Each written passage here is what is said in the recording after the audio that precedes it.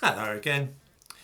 Yesterday, I achieved the not inconsiderable feat of being denounced as both a Jew and an anti Semite, which I regard as something of a personal triumph. Certainly a day to mark down in my diary and no mistake. After speaking yesterday about one aspect of the Six-Day War, the USS Liberty, I thought today I might talk a little about nuclear weapons and Israel. Now, if anyone's not interested in either Israel or nuclear weapons, they'd probably be best advised to stop watching at this point.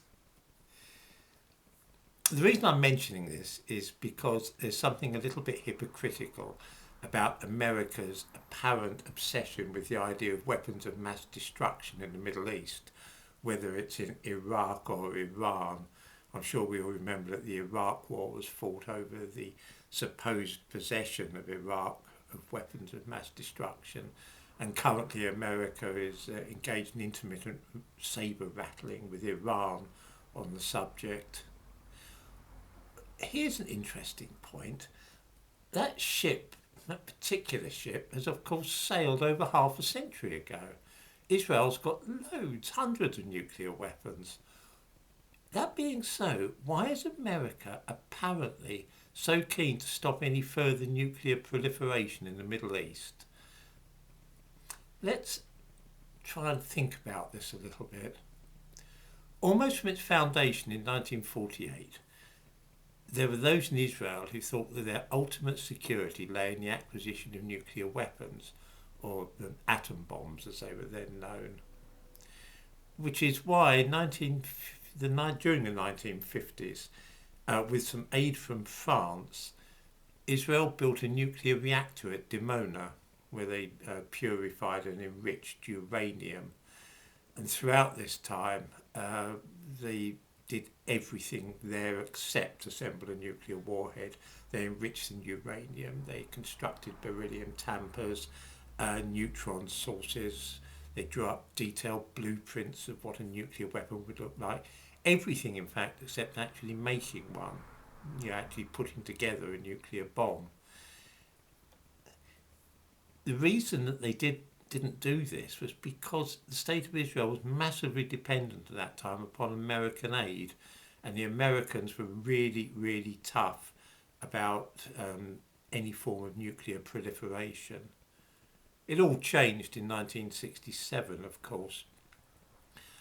By the 1960s, mid 1960s, it was plain as a pikestaff to the Americans that the whole Middle East was slipping further and further each day into Soviet hegemony. The Russians had their fingers in practically every pie in the Middle East, except Israel. So when in the early summer of 1967, Soviet-backed states of Egypt and Syria threatened Israel with destruction, a war was inevitable. Israel struck first and, of course, defeated three of the neighbouring countries. Despite their victory, they knew things could have turned out very differently, and so they decided to make themselves invincible against attack. The order was given to begin the production of warheads at Dimona, and they guessed rightly that with only one dependable ally in a strategic part of the world like the Middle East, at the height of the Cold War, the United States would probably turn a blind eye to any Israeli activity. They were right. The first warhead was completed in February 1968, and to its casing was welded the words "Never Again" in Hebrew and English. This, of course, is a reference to the Holocaust. By the time of the Yom Kippur War in 1973, the Israelis had 19 warheads. And they were all powerful, relatively crude fission devices like those used at Hiroshima and Nagasaki. When Syria and Egypt launched a surprise attack on Yom Kippur in 1973, things looked pretty bleak for Israel. Syrians overran the Golan. The Egyptians were racing across the Sinai from the Suez Canal, and some thought in Israel it was time to break out what were known as the temple weapons, the nuclear weapons. The only problem was this: that the Israeli government really left it a bit late for anything of that sort. If they exploded one of these 20 kiloton devices on the Golan Heights, to destroy the Syrian forces massed there, they would probably turn half of the Galilee into a radioactive desert. You've got to bear in mind Israel's a really tiny place. It's about the size of the English counties of Cornwall, Devon and Wiltshire put together. I mean, they could have taken out Cairo and Damascus, of course, but that would mean killing Russians and all the staff at various foreign embassies, and in Cairo, probably a load of tourists as well. It was something which could really have turned very ugly. In the event, the Americans organised an airlift. They supported Israel, and the Israelis counterattacked. The crisis passed. But they learned a very, very valuable lesson from this. Firstly, they needed a far more flexible nuclear response. It was no good depending upon these powerful weapons that could never really be used tactically. Second thing that they learned was that the ultimate enemy of the Jewish state was, of course, Russia.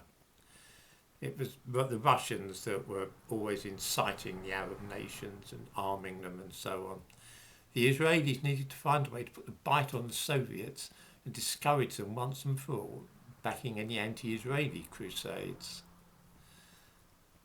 As the State of Israel entered the 1980s, it was in possession of literally hundreds of nuclear weapons. The vast majority of these were not crude fission devices. The Israeli command had decided instead to rely almost exclusively upon more sophisticated thermonuclear devices.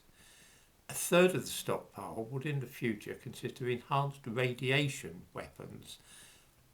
These were sometimes known in Europe as neutron bombs. The typical nuclear or thermonuclear explosion gives out about 80% of its energy in the form of heat and blast, and another 20% in subatomic particles, alpha particles, gamma rays and so on. With the neutron bomb, these percentages are reversed. So only about 20% is given out in heat and blast, and the rest is in energetic particles. Now this is really useful if instead of knocking out a whole city you just want to stop an armoured column.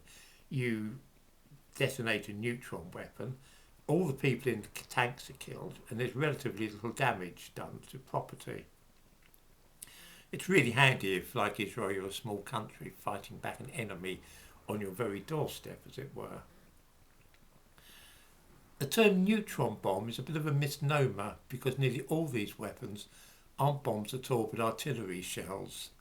They're very, very neat and compact as well, which is useful. The Israeli nuclear arsenal currently consists of just under 300 warheads. And these are fitted to surface missiles such as the Jericho-2. There's free-fall bombs, submarine-launched cruise missiles, there's mines and of course artillery shells. About a third of the warheads, 108 to be precise, are assigned to 3 battalions of nuclear artillery which provide the IDF's defence against invasion. These consist of 36 155mm self-propelled guns, 12 for each battalion, with a few larger pieces as well. And they've got an average range of about 25 miles.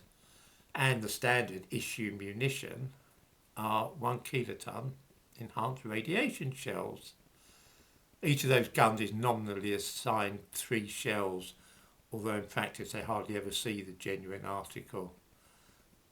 The nuclear weapons are kept in 2 main stockpiles, one at Erlebon in the Galilee and another at Tel Nof fighter base near Rehovot. Because they're nuclear and because they're in neutron weapons, they rely on tritium gas for their effects. It's a radioactive isotope of hydrogen, which I won't go into too much details, but anyway, it has a half-life of about 18 months. And the problem is that you have to keep renewing the tritium. Every shell is overhauled every 18 months or so and has the tritium replaced. This is the reason why neutron bombs were never really popular in Europe. It was too much fuss to shuffle them about all the time and replace the tritium. The reason that America stands so close to Israel is not, as some have suggested here, because a cabal of rich and powerful Jews control the United States. There's a much simpler reason rooted in realpolitik, and it's the same reason that America sometimes seems obsessed with weapons of mass destruction, particularly in the Middle East. No American president wants to see Armageddon erupt on his watch. For one thing, it would screw up any chances of re-election. And for another thing, it really looks lousy as a historical legacy if you were in charge of the most powerful country on earth and you failed to prevent a nuclear holocaust. Okay, apart from America, there's 7 countries have nuclear weapons, and 6 of them won't use them under any circumstances at all. For example, India at the moment is fighting with China, and a little while ago they were fighting with Pakistan. India, China and Pakistan all have nuclear weapons. There's not the remotest chance of them using them. However fierce the fighting gets, they're simply not going to do it. Same goes for Russia, France and Britain, of course. Israel, on the other hand, is perfectly prepared to use nuclear weapons if they feel it's necessary. For example, at the moment, the Iranians are some distance from creating nuclear weapons. There's what we call a breakout period, the length of time it would take them actually, if they abandoned all restraint, to get a nuclear device. At the moment, that varies through the year, 2 years. Suppose the breakout time were reduced to 6 months. Israel would almost certainly attack Iran to stop that happening. And since most of the Iranian work is taking place in very heavily fortified positions under mountains and so on, almost certainly Israel would send 4 or 5 tactical nuclear weapons to take out the facilities, thus putting the Iranian nuclear program back 20 or 30 years. It's probable that would not trigger a worldwide nuclear war. Probable, but not certain. And it's not something that the Americans want to take a chance on. They really don't want nuclear weapons being exploded in a country next door to Russia, because there's no telling where that would be.